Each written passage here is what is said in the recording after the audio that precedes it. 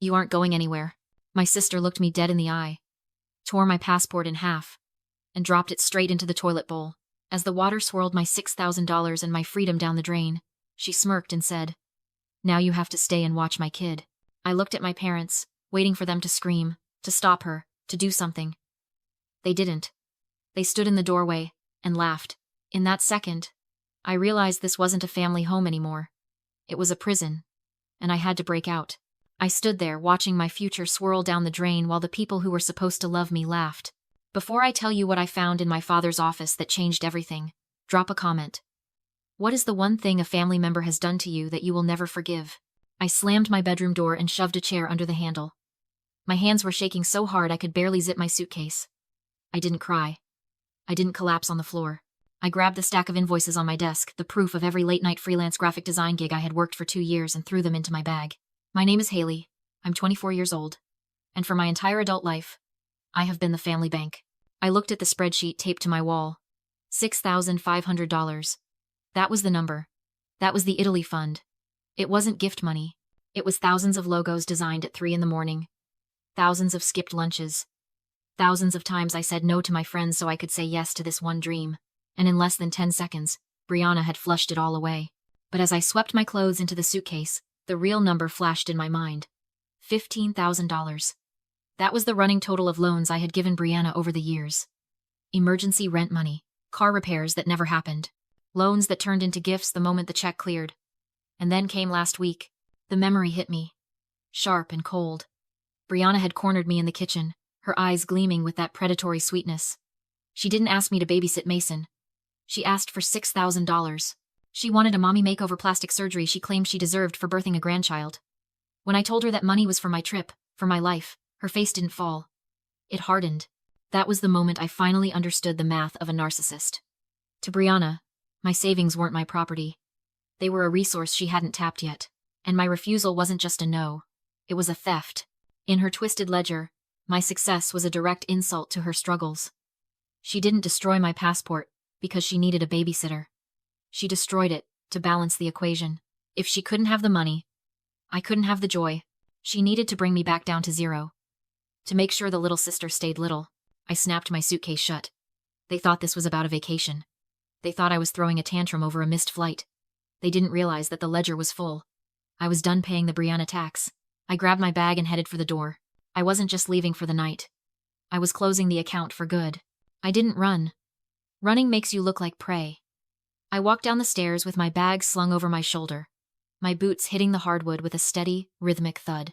I could feel their eyes on my back. Brianna, Brandon, my mother. But I didn't turn around. I had one goal. The front door. I reached for the brass handle, my fingers inches from the cold metal, when a hand slammed against the wood right next to my head. It was my father. Richard didn't look like the man who had taught me how to drive or walked me to the bus stop. He looked like a bouncer at a club I wasn't allowed into. He didn't say a word. He just reached up and slid the deadbolt shut. The click echoed through the entryway like a judge's gavel. He turned to face me, crossing his arms over his chest, his bulk filling the frame. He wasn't keeping the peace. He was blocking the exit. "Get out of the way," I said. My voice was low, devoid of the tremor I felt in my knees. "You aren't walking out on this family," he growled. "You're going to turn around, go back into that kitchen, and apologize to your sister." I stared at him. "She flushed my passport. She stole my savings. And you want me to apologize?" "She's stressed, Haley." My mother Patricia stepped up beside him. Her voice wasn't soothing anymore. It was sharp, impatient. "Don't be dramatic. Just transfer the money to Brianna's account. If you give her the $6,000, we can forget you tried to run away. We can be a family again." The air left my lungs. There it was. The naked, ugly truth. They didn't want a reconciliation. They wanted a transaction. This wasn't an intervention. It was a hostage situation. They were holding me in my childhood home until I paid the Brianna tax. I looked at my mother's face. For years, I thought she was a victim of Brianna's tantrums, just like me. I thought she walked on eggshells to keep the peace. But as she stood there, blocking my escape, demanding my life savings to fund her golden child's vanity surgery, the illusion shattered. They weren't peacekeepers. They were human shields. They knew Brianna was a monster. They had created her, fed her, and enabled her. But they were too weak to deal with her rage. So, they made a calculation. It was easier to sacrifice me, the quiet one, the good one, than to stand up to the tyrant. They would rather watch me bleed financial death than listen to Brianna scream for 5 minutes. They weren't protecting the family. They were protecting their own comfort at the expense of my survival. "You're not asking for help," I said, my voice cutting through the tension. "You're extorting me." "We're parenting you," my father shouted, his face reddening. "Now give us the phone and make the transfer, or you aren't leaving this house." I looked at the deadbolt. I looked at my father's clenched fists. I realized I couldn't push past him. He was stronger than me, and he was desperate. But he forgot one thing. I grew up in this house too. I knew where the skeletons were buried, and I knew exactly where he kept his secrets. "Okay," I lied, stepping back and dropping my bag. "You win.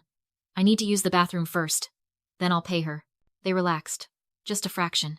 The smug satisfaction on my mother's face made me want to scream, but I swallowed it. I turned and walked away from the door, but I didn't head for the bathroom. I sprinted toward the back of the house, straight for the one room my father thought was his sanctuary. I pivoted on my heel and bolted down the hallway. My father lunged, his fingers grazing the strap of my bag. But he was too slow. I reached the heavy oak door of his home office, threw myself inside, and slammed it shut. I twisted the deadbolt and engaged the secondary floor latch just as his shoulder hit the wood from the other side. The door shuddered, but it held. This room was his sanctuary, built to keep the world out. Now, it was keeping him out. "Open this door, Haley!" Richard screamed, pounding on the wood with a rhythmic, terrifying violence. "You are making this worse. You are destroying this family." I didn't answer. I didn't waste breath on screaming back. I dropped my bag and slid into the leather chair behind his massive mahogany desk. My hands were steady now. The fear had evaporated, replaced by a cold, humming clarity. I wasn't the daughter anymore. I was the auditor. I woke the computer monitor. It glowed to life, demanding a password.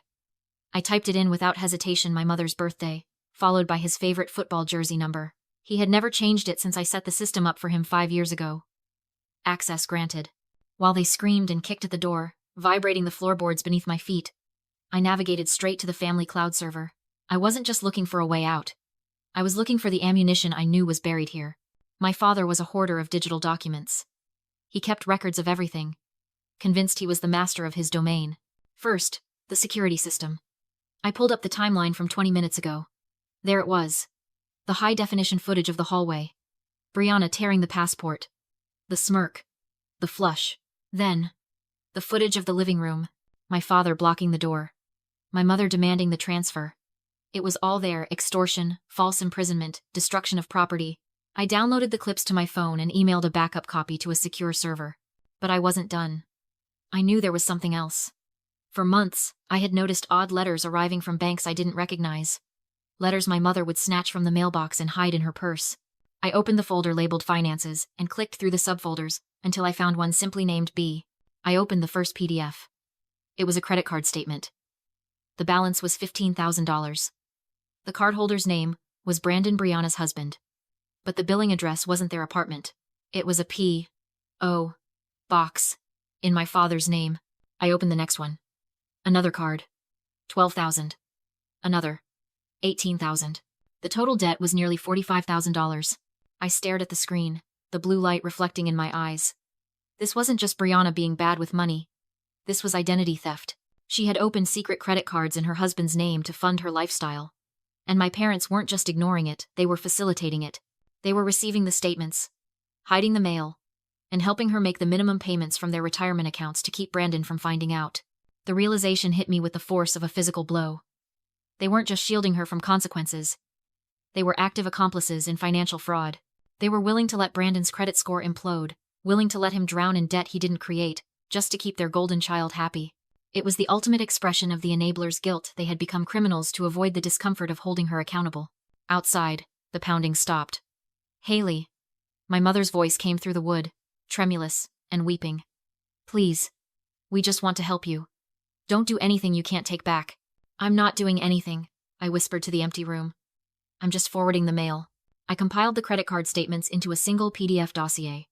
I attached the security footage of the passport destruction. I opened a new email, typed Brandon's work address in the recipient line, and added the subject, "The debt you don't know about." I hovered over the send button. This was the nuclear option. This would end Brianna's marriage. It would expose my parents. It would burn the family tree down to the roots. I thought about my $6,000 swirling in the toilet. I thought about the deadbolt on the front door. I clicked send. 911. What is your emergency? My name is Haley. I am being held against my will at 2847 Maple Street. My father has barricaded the doors and is refusing to let me leave.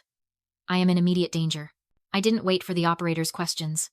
I saw the red and blue lights wash over the walls of the study, painting the room in a strobe of emergency. They were fast. I hung up the phone and took a deep breath. I thought the nightmare was ending. I thought the cavalry had arrived to break the siege. I unlocked the deadbolt. The moment the latch clicked, the door didn't just open. It was flung wide. But it wasn't the police standing there. It was Brianna. And she didn't look like the tyrant who had been pounding on the wood seconds ago. She looked like a victim of a massacre. Blood streamed down her left cheek. Deep, jagged scratches marred her face fresh. Angry lines that I knew, with sickening certainty, had been carved by her own fingernails in the hallway while I was on the phone. Her blouse was ripped at the shoulder, exposing her strap. Her hair was a chaotic nest. "Help!" she screamed, the sound raw and terrifying. She threw herself backward into the hallway just as the front door burst open and two uniformed officers stormed in. "Help me!"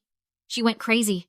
She tried to kill me. She collapsed at the feet of the lead officer, sobbing hysterically, her body shaking with what looked like trauma but was actually adrenaline. She pointed a trembling finger at me, standing frozen in the doorway of the office. My sister. She attacked me. She stole my diamond ring, and when I tried to get it back, Look what she did. I stood there, my hands empty, my bag on the floor. I hadn't touched her. I hadn't been within 10 feet of her since I ran for the office. The officer looked at me. He didn't see a hostage who had locked herself away for safety. He saw a cold, unmoving woman, standing over a bleeding, weeping mother. "Ma'am, let me see your hands," the officer ordered, his hand resting on his holster.